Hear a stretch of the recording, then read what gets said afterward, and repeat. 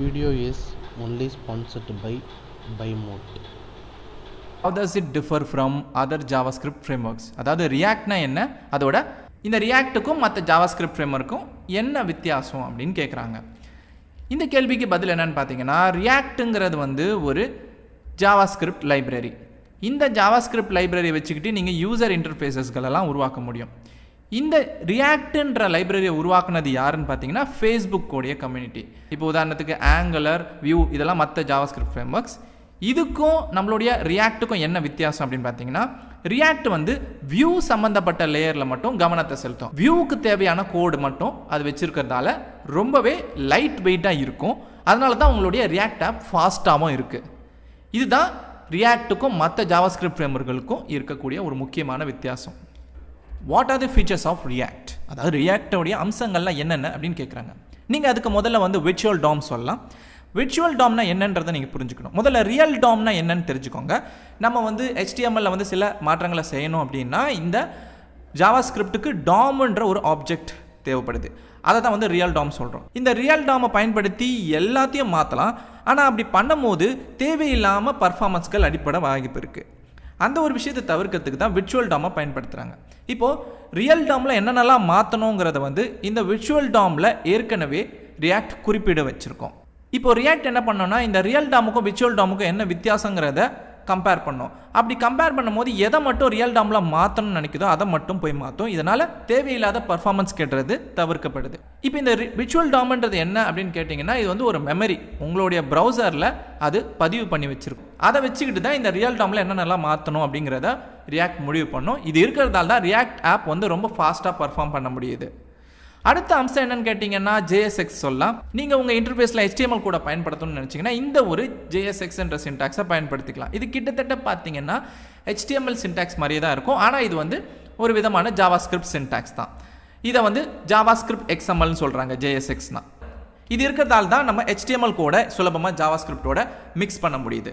அதோட காம்போனன்ட்ஸையும் நம்ம ரியாக்டில் பயன்படுத்துறதால அதையும் ஒரு அம்சமாக சொல்லலாம். காம்போனன்ட்ஸுன்ற இந்த ஒரு விஷயம் இருக்கிறதால அடிக்கடி நீங்கள் பயன்படுத்துகிற கூட நீங்கள் ஒரு ரீயூசபிள் காம்போனண்ட்டாக மாற்றிக்கலாம். இதனால் தேவையில்லாத கோட் அதிகமாகிறத தவிர்க்க முடியும்.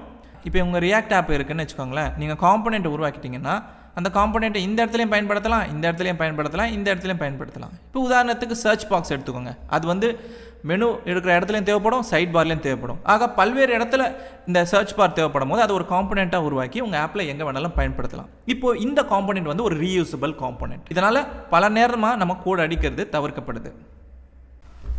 காம்போனண்ட்னா என்னங்கிறத மட்டுமே ஒரு கேள்வியாக கேட்பாங்க. ஆக உங்கள் ஆப்போடைய இன்டர்ஃபேஸை பகுதி பகுதியாக பிரிக்கிறது தான் காம்போனண்ட் அப்படின்னு சொல்கிறாங்க. உதாரணத்துக்கு சர்ச் பாக்ஸை நீங்கள் ஒரு காம்போனண்ட்டாக வச்சுக்க முடியும். ஒவ்வொரு காம்போனண்ட்டுக்கும் ஸ்டேட் மற்றும் ப்ராப்ஸ் இருக்கும். அந்த ஸ்டேட் வச்சுக்கிட்டு நீங்கள் அந்த காம்போனண்ட்டில் ஏதாச்சும் இன்டர்ஃபேஸ் மாற்றங்களை செய்ய முடியும். ப்ராப்ஸ் மூலமாக நீங்கள் ஒரு காம்போனண்ட்லேருந்து இன்னொரு காம்போனண்ட்டுக்கு தகவலை அனுப்ப முடியும்.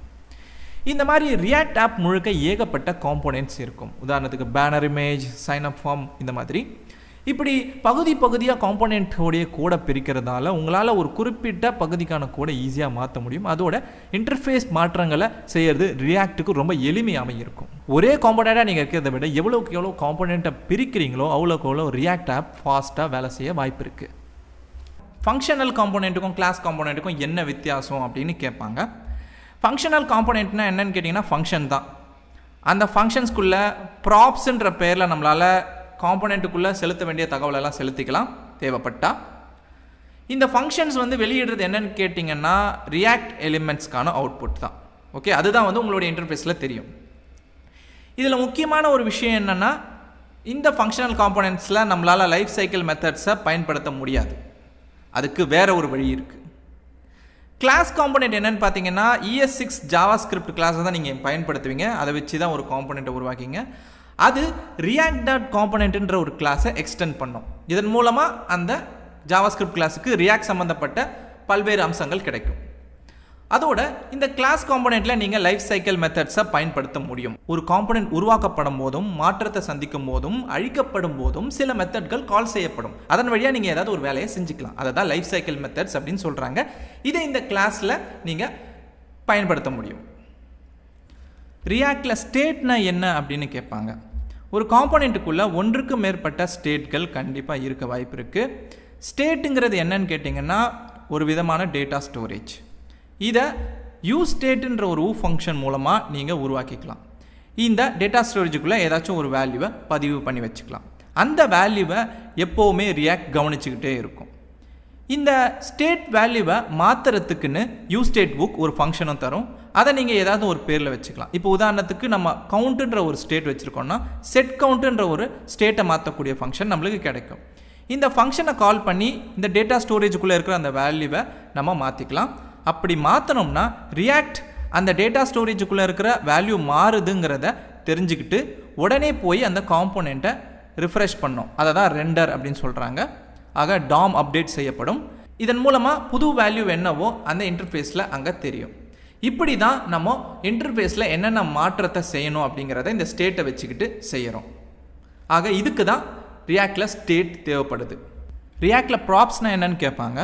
இப்போ உங்ககிட்ட வந்து காம்போனெண்ட் 2 இருக்குது, A, B அப்படின்னு சொல்லிட்டு. இந்த காம்போனெண்ட் ஏலேருந்து பிக்கு நீங்கள் வந்து ஒரு தகவலை அனுப்பணும்னு நினைக்கிறீங்க. உதாரணத்துக்கு ஏதாச்சும் ஒரு இன்புட் வேல்யூஸை வந்து அனுப்பணும்னு நினைக்கிறீங்க. இதை அனுப்புறதுக்கு நீங்கள் ப்ராப்ஸ் அப்படின்ற இந்த ஒரு விஷயத்தை இதை அனுப்புறதுக்கு ப்ராப்ஸை நீங்கள் பயன்படுத்திக்கலாம். இந்த ப்ராப்ஸுங்கிறது வந்து நீங்கள் ஒரு காம்போனெண்ட்லேருந்து இன்னொரு காம்போனெண்ட்டுக்கு தகவலை அனுப்பும் முறை அப்படின்னு சொல்லலாம். அதோட இந்த ப்ராப்ஸ் வந்து இம்யூட்டபிள், அதாவது இந்த டேட்டாவை காம்போனெண்ட் பியில் வாங்கிக்க மட்டும்தான் முடியுமே தவிர மாற்ற முடியாது. மாற்றுறதால காம்போனெண்ட் ஏல ஒன்றும் அது மாறிட போகிறது இல்லை. இதை தான் இம்யூட்டபிள்னு சொல்கிறாங்க. ரியாக்டில் கீ அப்படின்ற ப்ராப் இருக்கு இல்லையா, அது என்ன அப்படின்னு கேட்பாங்க. இப்போ ஒரு லிஸ்ட் உதாரணம் பார்க்க போகிறோம். இந்த லிஸ்ட்டில் 3 ஐட்டம் காட்டுறாங்க. 3 ஐட்டம்லேயுமே ஜானுன்ற டெக்ஸ்ட் தான் இருக்குது. இதில் ஏதோ ஒரு ஐட்டமுடைய டேட்டா வந்து சேஞ்ச் ஆகிடுச்சு. உடனே அந்த ஐட்டமில் ஒரு டாம் அப்டேட் நடக்க போகுதுன்னு வச்சுக்கோங்க. இப்போ ரியாக்ட் என்ன பண்ணும், அது எந்த ஐட்டம்ன்றதை கண்டுபிடிக்க போகும். ஆனால் அதுக்கு தெரிஞ்சதெல்லாம் 3 ஐட்டம்லுமே ஜான்ன்ற டெக்ஸ்ட் தான் இருக்குது. இப்போ அது மாற்ற வேண்டிய ஐட்டம் என்ன அப்படின்றத அதால் தெரிஞ்சுக்க முடியாது. ஏன்னா 3த்துலேயுமே ஜானுங்கிற டெக்ஸ்ட் தான் இருக்குது. இப்போ இது ரொம்பவே கடினம் ரியாக்டுக்கு கண்டுபிடிக்கிறது இல்லையா. இந்த ஒரு பிரச்சனையை தவிர்க்கிறதுக்கு தான் ரியாக்டில் கீன்ற ஒரு ப்ராப்பை வந்து பயன்படுத்த சொல்கிறாங்க. இந்த கீன்ற ப்ராப் என்னன்னு பார்த்தீங்கன்னா ஒரு கூடுதல் தகவல். ஒவ்வொரு ஐட்டமுக்குமே தனித்துவமான ஒரு கீ இருக்கணும். இப்போ இது வந்து 1, இது 2, இது 3 இப்படின்னு இருந்துச்சுன்னா தனித்தனி ஐட்டமாக ரியாக்ட் கண்ணுக்கு தெரியும். இப்போது ரியாக்ட் போயிட்டு நம்ம மாற்ற வேண்டிய ஐட்டம் இந்த 2வது ஐட்டம்டான்றதை சரியாக கண்டுபிடிச்சி அதுக்கான டெக்ஸ்ட்டை மாற்றி விட்டுரும். ஆக கீங்கிறது ஒரு லிஸ்ட் ஐட்டமில் ஒரு ஐட்டமை தனித்துவமாக காட்டுறதுக்கான ஒரு தகவல். லைஃப் சைக்கிள் மெத்தட்ஸ்லாம் என்னென்ன அப்படின்னு வந்து ரியாக்டில் கேட்பாங்க. காம்போனெண்ட் டிட் மவுண்ட் அப்படின்னு ஒரு மெத்தட் இருக்குது. காம்போனெண்ட் டிட் அப்டேட்னு ஒரு மெத்தட் இருக்குது. காம்போனெண்ட் வில் அன்மவுண்ட் அப்படின்ற மெத்தட் இருக்குது. இந்த எல்லா மெத்தடும் லைஃப் சைக்கிள் மெத்தட்ஸ் தான். அதோட இது வந்து கிளாஸ் காம்போனெண்ட்குள்ளே தான் கிடைக்கும். இந்த மெத்தட்லாம் எப்போ கால் செய்யப்படும்ன்றதை நம்ம தெரிஞ்சுக்கணும். காம்போனெண்ட் டிட் மவுண்ட் எப்போ கால் செய்யப்படும்னா ஒரு காம்போனெண்ட் தொடங்கும் போது, அதாவது அந்த காம்போனெண்ட் உருவாக்கப்படும் போது கால் செய்யப்படும். காம்போனெண்ட்டில் இருக்கக்கூடிய ஒரு ஸ்டேட் மாறுதுன்னா அப்போ அந்த காம்போனெண்ட் ரெண்டர் செய்யப்படும் திரும்பவும். அந்த மாதிரி சூழ்நிலையில் காம்போனெண்ட் டிட் அப்டேட் மெத்தட் கால் செய்யப்படும். காம்போனெண்ட் அழிக்கப்படும் போது கடைசியாக இந்த காம்போனெண்ட் வில் அன்மவுண்ட்ன்ற மெத்தட் கால் செய்யப்படும். ஒரு காம்போனெண்ட் பிறக்கும் போதும் அது வாழும் போதும் அது அழியும் போதும் இந்த 3 மெத்தட்கள் அந்தந்த நேரத்தில் கால் செய்யப்படும். அந்த சூழ்நிலையில் நம்ம ஏதாச்சும் ஒரு வேலையை செஞ்சுக்க முடியும் அந்த காம்போனெண்ட்டுக்குள்ளே. ரியாக்ட் ஊக்ஸ்னால் என்ன அப்படின்னு கேட்பாங்க. ரியாக்ட் ஊக்ஸுங்கிறது வந்து ஃபங்க்ஷன்ஸ் தான். ஸ்டேட் மற்றும் மற்ற சிறப்பான அம்சங்களை ரியாக்டில் பயன்படுத்தணும்னா இந்த ரியாக்ட் ஊக் ஃபங்க்ஷன்ஸ்களை நீங்கள் பயன்படுத்தணும். இதுக்கு நீங்கள் கிளாஸ் எதுவும் பயன்படுத்த வேண்டிய அவசியம் இல்லை. இப்போ உதாரணத்துக்கு யூஸ்டேட்டுன்னு சொல்லிட்டு ஒரு ஃபங்க்ஷன் இருக்குது. அது ஸ்டேட்டை மேனேஜ் பண்ணுறதுக்கு பயன்படும்.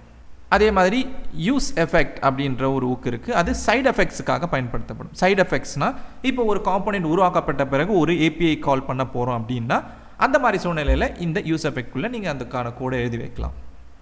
இந்த மாதிரி பல்வேறு விதமான அம்சங்களை ரியாக்டுக்கு கொடுக்கக்கூடிய ஒரு சிறப்பான ஃபங்க்ஷன்ஸ் தான் இந்த ரியாக்ட் ஊக்ஸ் ஃபங்க்ஷன்.